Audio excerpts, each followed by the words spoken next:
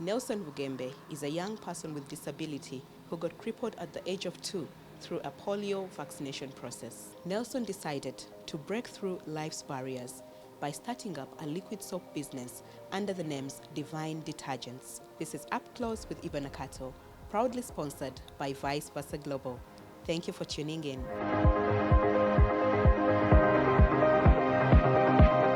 Welcome to the show, Mr. Nelson. We are happy to have you today. Thank you.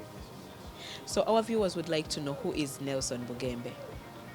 Nelson Bugembe is a person living with a disability.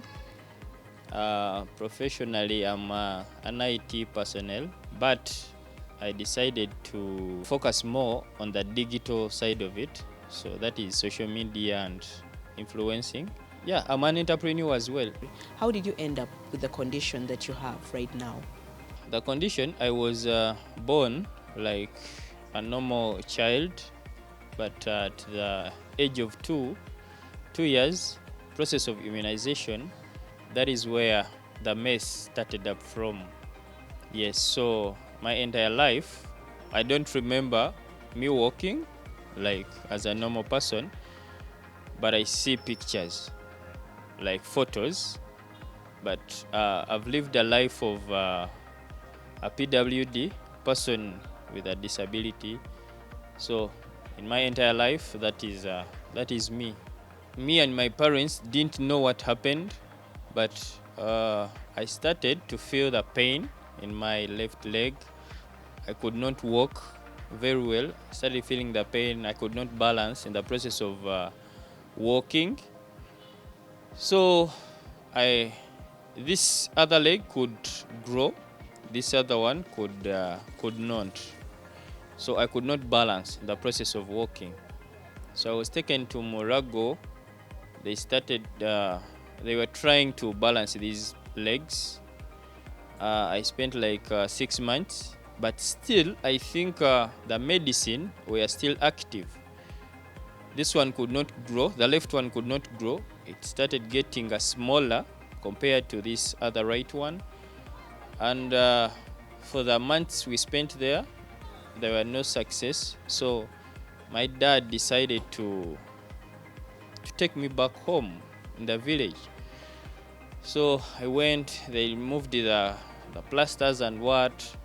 I could not walk. I started crawling down like a dog.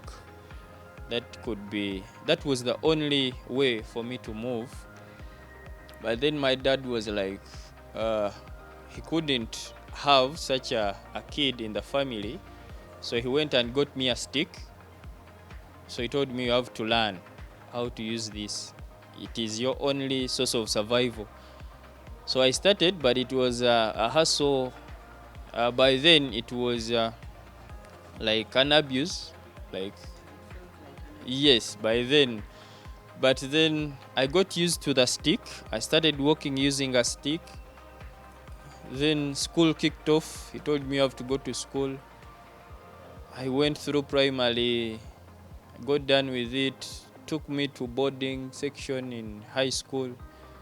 Also got done with it, campus, and now here I am.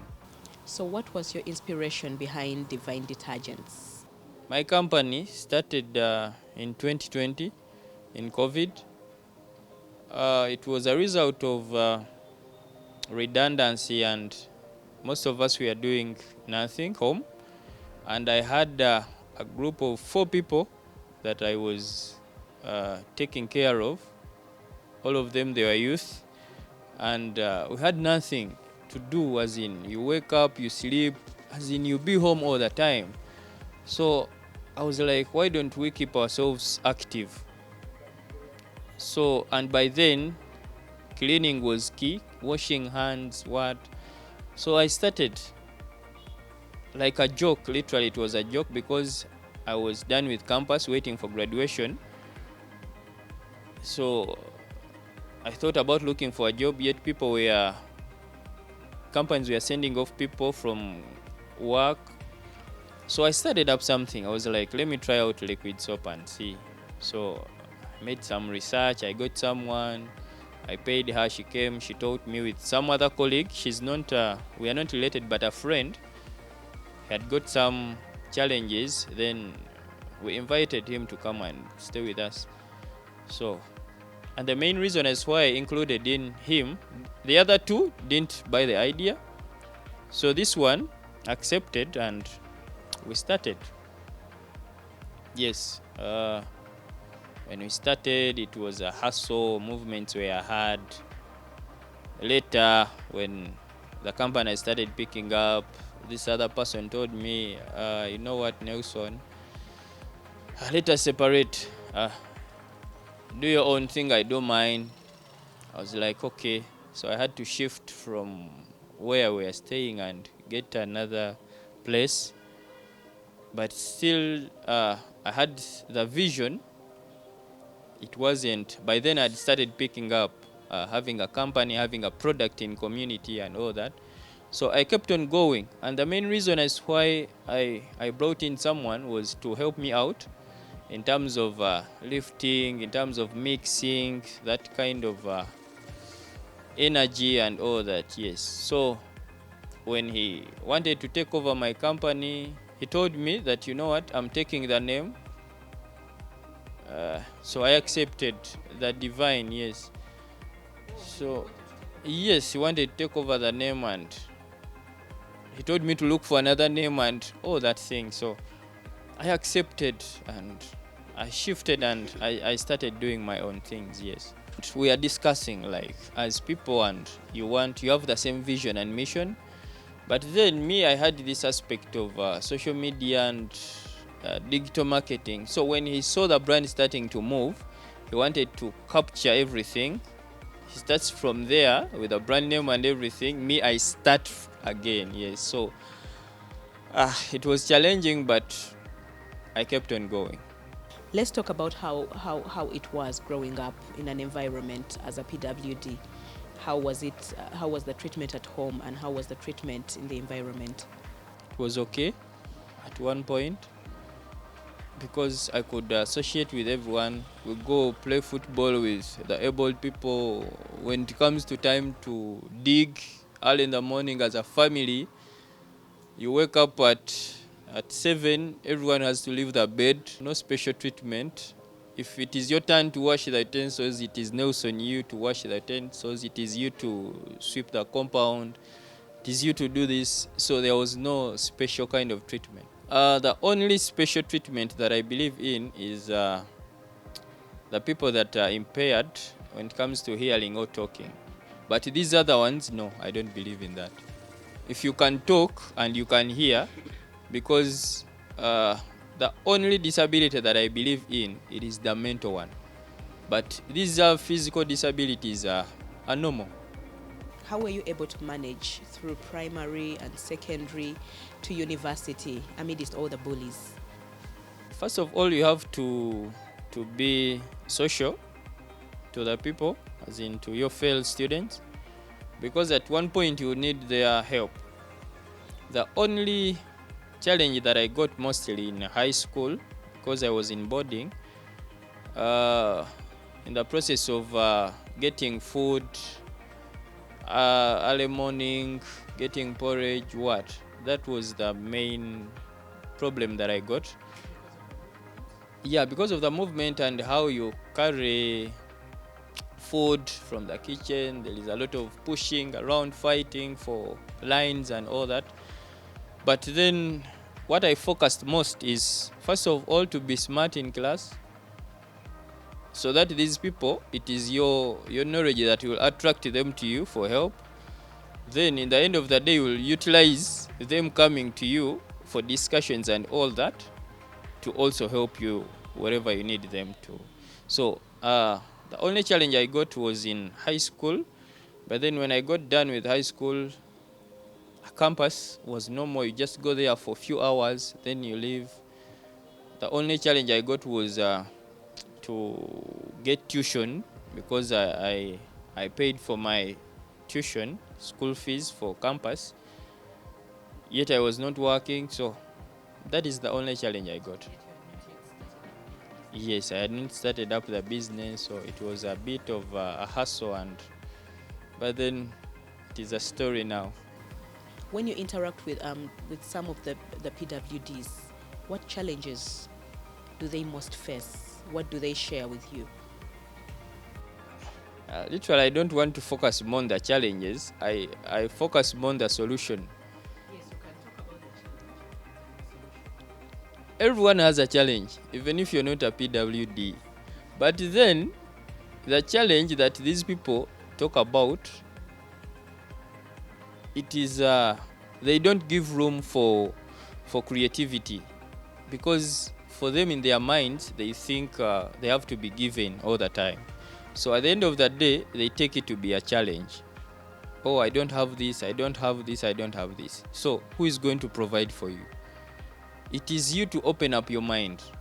If you're not educated, because literally I tried to look for a job. I have a media person, I will not mention the name. So she told me that, you know what, however much you're qualified and you have the IT skills, when you approach the HR, will think that you're not able because of this physical appearance. They think, this one is disabled, he will not execute our work very well.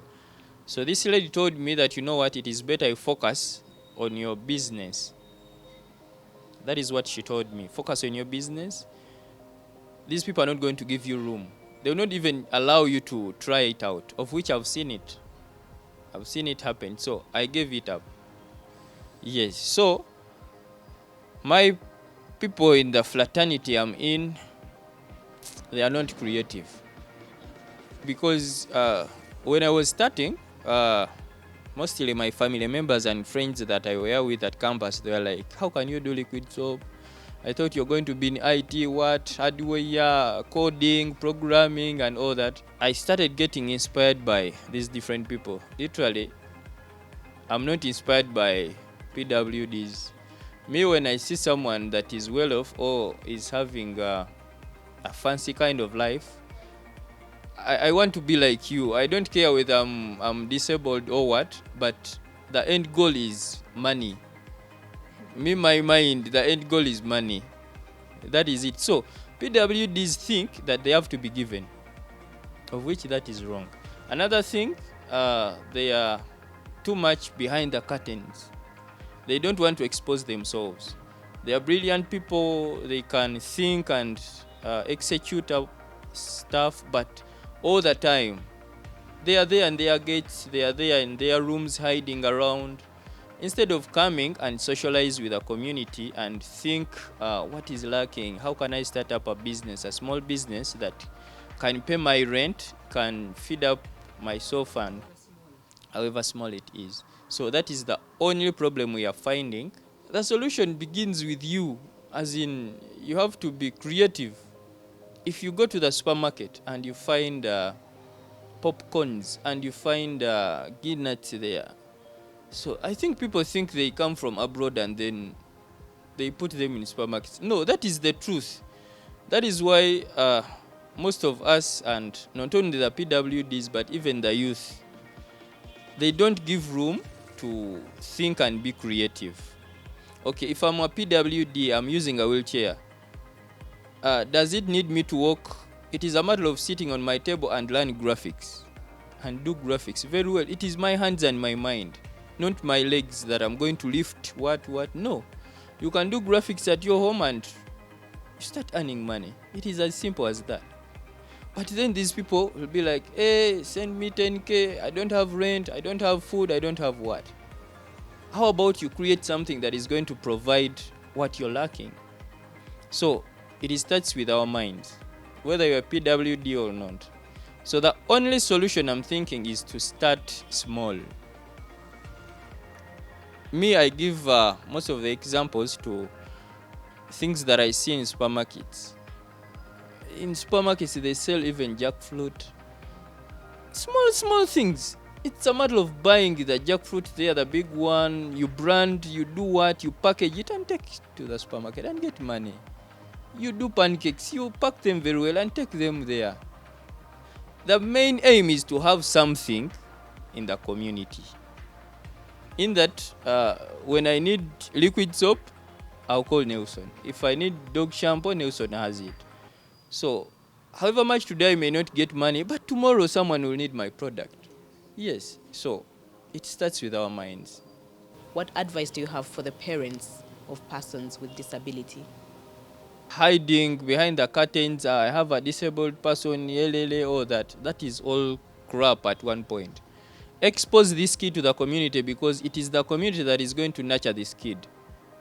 However much you don't want to feel that I have a disabled person, but you have that kid, you have to accept that God willing, I got a disabled kid, but these other ones are not disabled. In our family we are 8, but I'm the only disabled person. But it is shocking at one point that they seek for assistance from me. So what if I wasn't given the chance to study or to go through the hard life that my dad used to. I used to take it as hard life, but now I appreciate him. So it is the parents that are going to cause problems to these kids. Let these kids do whatever they are supposed to do. This mindset of pampering, if okay, there are these ones that cannot use wheelchairs, that the only option is a wheelchair. But however much you're using a wheelchair, you can accomplish some work at home. But then these kids, they are ever there doing nothing. The parents don't give room for mindset growth of this kid. So before blaming the kid, it is the problem of the parent. Yes. In case someone would love to reach out to Mr. Nelson, would you please care to share your social media handles and your contacts? Oh yes, for those ones who would want to get in touch with me, they want to use my products and all that. I'm on social media everywhere. I use my names, Bugembe Nelson, Facebook, Twitter, and Instagram. Though some may find a hashtag of disabilities, not inability. That is the hashtag that I use mostly on Twitter, mostly, yes. But on other platforms, I use my names, Nelson Bugembe. Yes, still my pages are full of my products and me, so you get to see liquid soap and dog shampoo, you'll get to know the person. The Airtel number is 0755 39 60 53. Then another line that I use is MTN 0771 44 28 21. Yes. We hope you loved this episode.